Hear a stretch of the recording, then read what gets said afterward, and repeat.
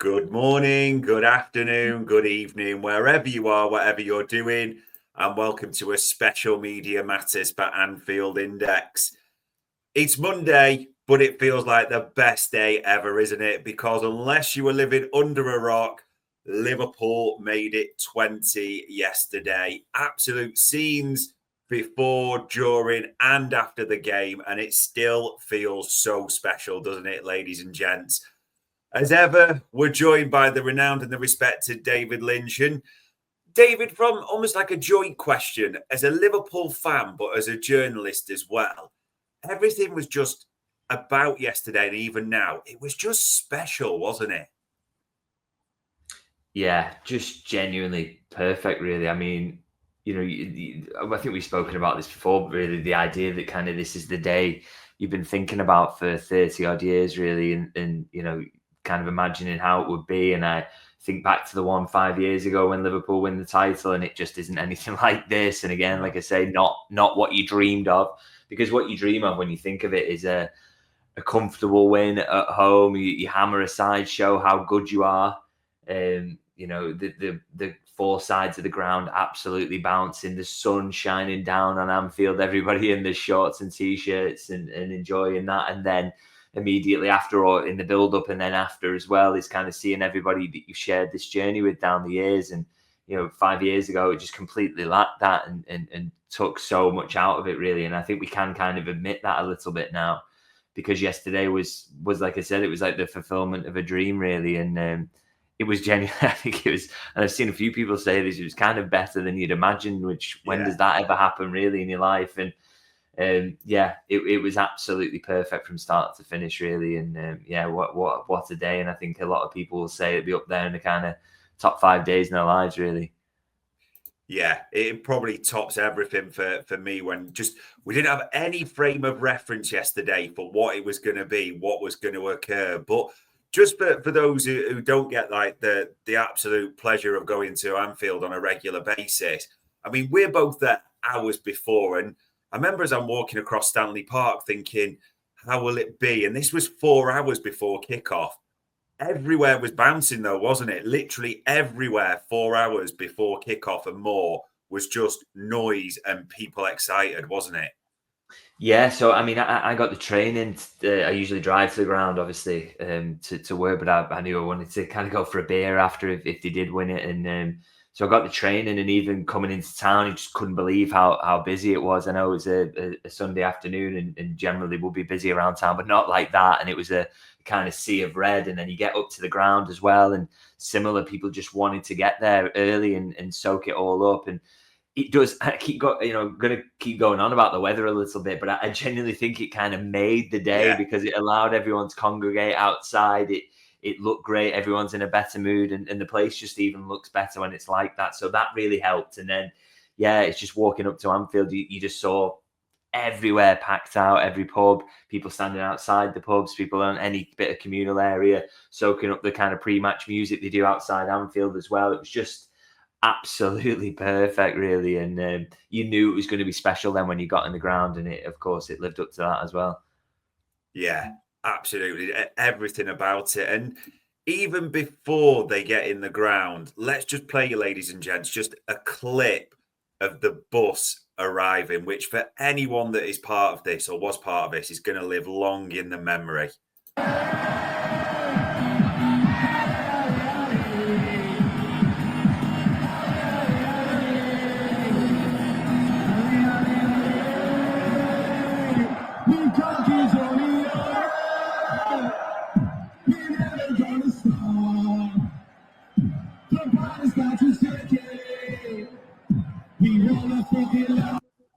I mean, just the absolute scenes that I've got pyro poisoning, which might actually be the best type of poisoning you can possibly get. But just for those that weren't there, the noise, the smoke, but just the atmosphere, it was incredible, David, wasn't it? Just absolutely amazing.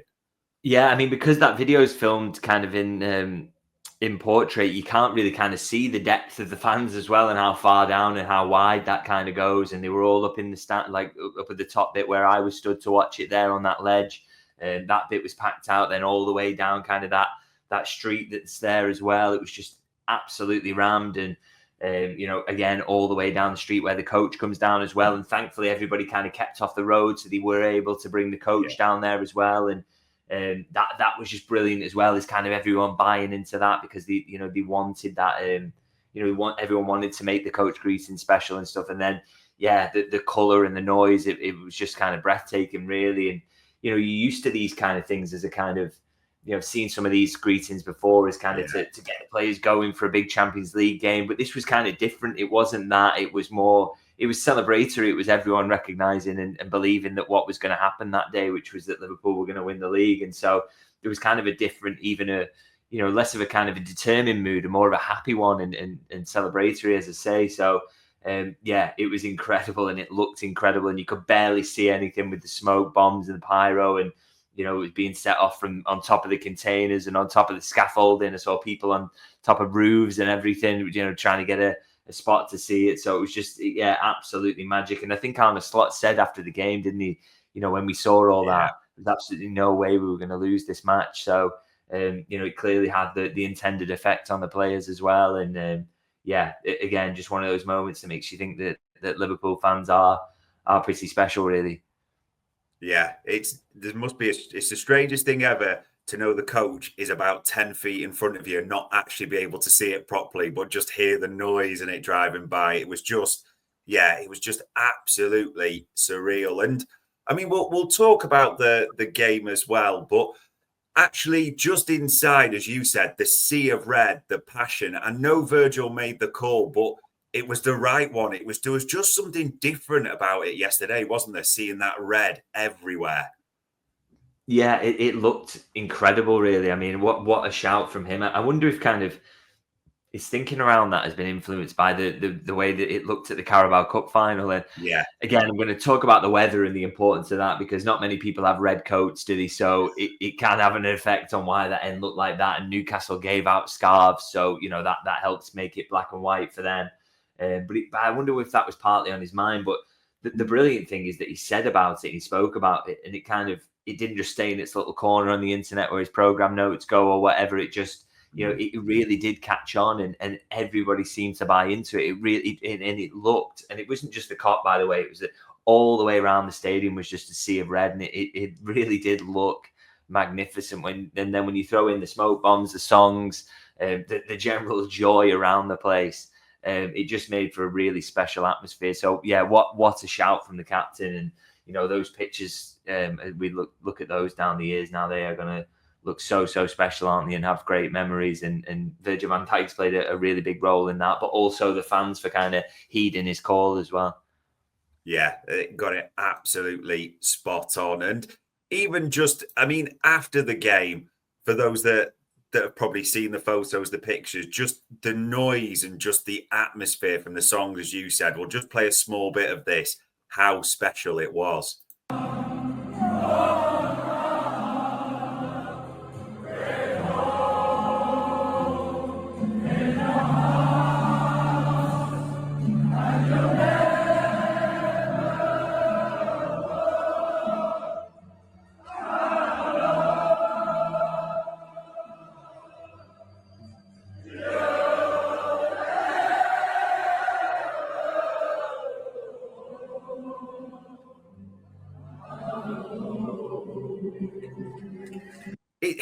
It doesn't get mentioned too often, but George Sefton's got to take major credit for yesterday, hasn't he? Because as soon as that final whistle went, you can tell he's planned it, but meticulously, like Dua Lipa, One Kiss, Freed from Desire, everything was just timed to perfection. And then even the stadium took over with renditions for each individual player. Like the song list for yesterday was perfect from everyone. Yeah, absolutely nailed it, as you say. I mean, to go into Dua Lipa straight after it was it's a bold choice, because you'd almost think, oh, maybe we should just go straight into You'll Never Walk Alone or whatever. But it was absolutely right to kind of capture the party mood, and obviously that's become a bit of an anthem for Liverpool fans in recent years, hasn't it?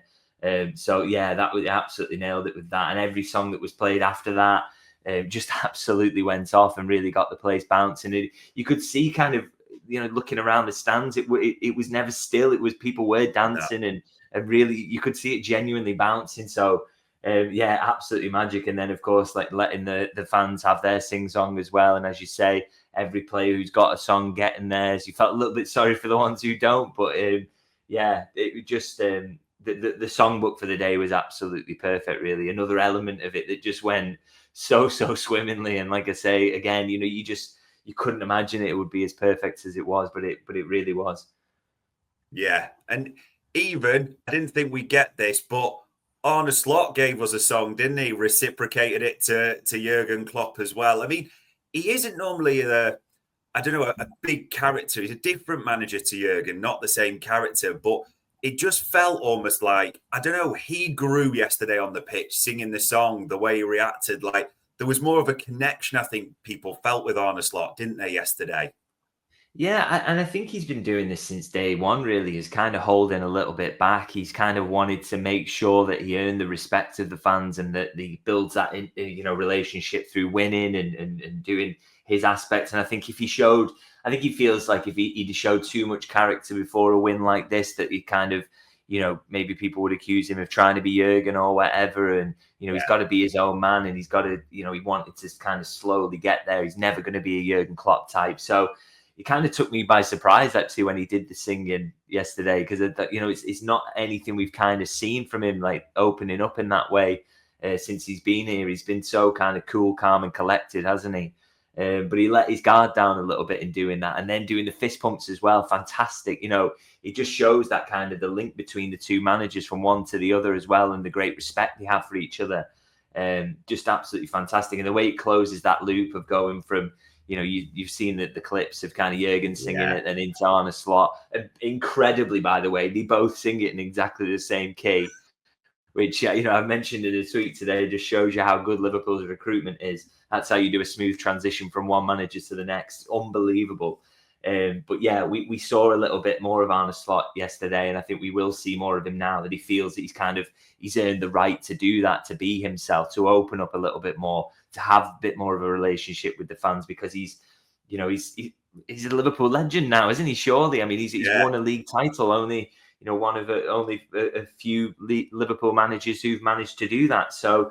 I think we will see a little bit more of him, and it was great to see him open up in that way as well. He was a big part of it being it's such a huge celebration as well. Yeah, really special. And there's some great things coming through in the chat, and we'll get to that shortly, around people flying in from America, Singapore, waiting for the parade. I mean, I was coming out of Anfield yesterday, and because you've no frame as reference, there was literally local families or families from around Liverpool bringing deck chairs, 24 crates, everything, getting set up for the night. And we all saw the scenes. I mean, this party went on incredibly through the night, but it's going to go on forever, isn't it? Or a good period in this area.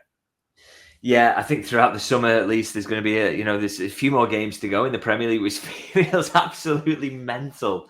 By the way, that it's not just like, it feels like yesterday should have been the end of it. There's more games to come, so you're going to get the celebration for each of those that's on, and the two Anfield fixtures definitely. Particularly, as one of those is Arsenal, which is fabulous, by the way.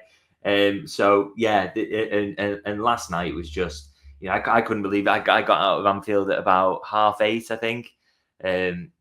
And I kind of thought everyone would have dispersed to the pubs and then be coming out onto not empty streets, obviously still always people hanging around, but I didn't think I'd be seeing what I was seeing, which was just pyro going off, people on the roof of the park, it was absolutely nuts.